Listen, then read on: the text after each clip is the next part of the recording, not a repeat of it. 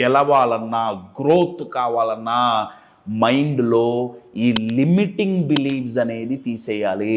మనలో కూడా చాలామందికి ఉంటాయి. ఒకటి రెండు కామన్ అపనమ్మకాలు నేను చెప్తా.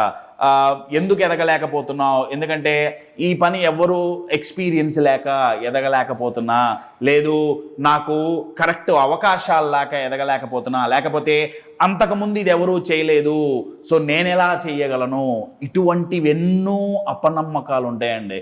ఈ అపనమ్మకాలని మనం తీసేస్తే తప్ప పొలంలో కలుపు మొక్కలు ఎలా అయితే మెయిన్ మొక్కకి రావాల్సిన పోషణని పీకేస్తాయో, ఈ లిమిటింగ్ బిలీవ్స్ అనేవి మనకు రావాల్సిన కాన్ఫిడెన్స్ని, మోటివేషన్ని, పాజిటివ్ ఎనర్జీస్ని డ్రెయిన్ చేసేస్తాయండి.